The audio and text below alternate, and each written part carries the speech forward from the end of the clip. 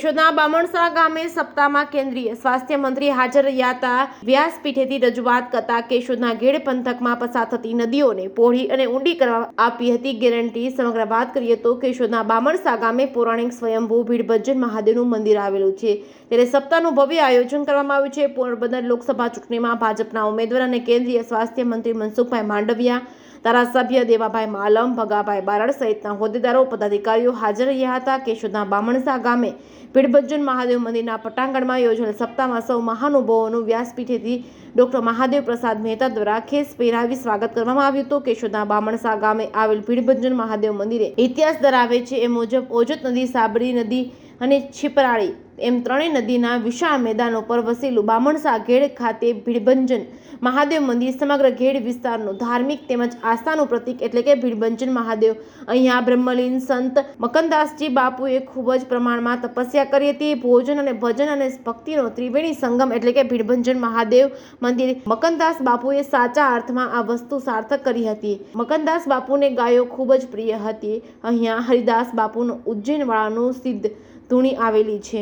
મકનદાસ બાપુ બ્રહ્મલીન તથા તેમના શિષ્ય બ્રહ્મચારી બાપુ બ્રહ્મચારી બાપુના નામથી ઓળખાતા હતા અને તેને અહીંયા ઘણા વર્ષો સુધી તપસ્યા કરી હતી। 1983ના હોનારતના દિવસે બાપુની બધી ગાયો ગૌશાળામાં ખીલે બાંધેલી હોય, નદીઓમાં ઘોડાપૂર આવતા પરિસ્થિતિનું વર્ણન કરવું મુશ્કેલ હોય, અલૌકિક ચમત્કાર થતા બાપુની બધી ગાયો ખીલેથી આપોઆપ છૂટી ગઈ હતી। ચમત્કારી બચાવ થયેલ હતો। આ પછી ભીડભંજન મહાદેવનું સંચાલન રામચંદ્રદાસ બાપુએ સંભાળતા હતા અને ખૂબ જ વિકાસના કાર્ય કરેલ અને સમૂહ લગ્ન, અતિવૃષ્ટિમાં અન્ન ક્ષેત્રો તેમજ ધરતી કંપની અંદર ટેન્ટ લગાવી તેમજ અન્ન ક્ષેત્ર ચલાવતા રામચંદ્રદાસ બાપુની ચાદર વિધિ, જૂનાગઢ ગિરનાર મંડળનો ભંડારો આપી તે સમયના પૂજ્ય ગોપાલનંદજી બાપુ અને રામ ટેકરીના રામ લખનદાસજી મહારાજ આ બંને ભારત સાધુ સમાજના પ્રમુખ હોય અને સંત સમાજની પ્રણાલી પ્રમાણે રામચંદ્ર બાપુની ચાદર વિધિ કરી અને ગાદી સુપ્રત કરી હતી। આ તકે પ્રકાશભાઈ લાલજીભાઈ જોશીએ ખૂબ જ જહેમત ઉઠાવી હતી અને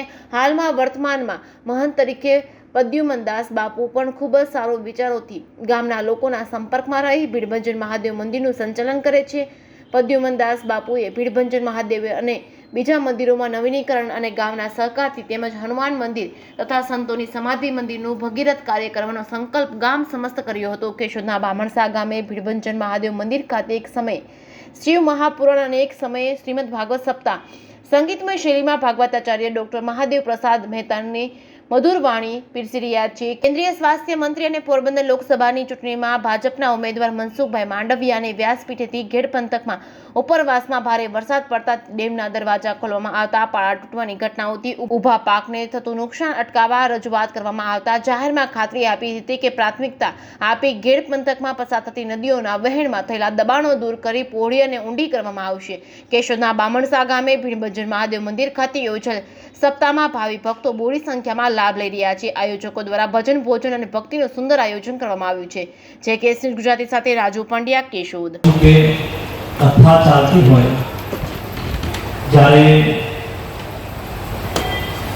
ઈશ્વરની પ્રસાદી રૂપે કથાકાર મહાપુરાણની વાતો કરી રહ્યા હોય ત્યારે વચ્ચે બોલવું ઉચિત નહીં, પરંતુ જેવી રીતે કથાકારે કહ્યું કે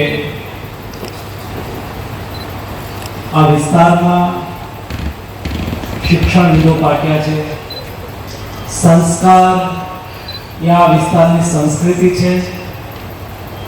આ વિસ્તારના મલકના લોકો એ પોતાની કર્તવ્ય નિષ્ઠા, મહેનત, પારાયણતા માટે પ્રસિદ્ધ છે। ત્યારે એમ પણ કહ્યું કે કોઈને 2 વીઘા જમીન હોય, 5 વીઘા જમીન હોય અને આ નદીઓના પાણી ફરી વળવાથી એમાં એક પણ પાક લેવો ઘણી વખત મુશ્કેલ થઈ જાય છે। હું ભારત સરકારના મંત્રી તરીકે નહીં, પરંતુ આપના આશીર્વાદથી હું સાંસદ તરીકે પાર્લામેન્ટમાં જઈશ, પરંતુ એટલું ચોક્કસ રીતે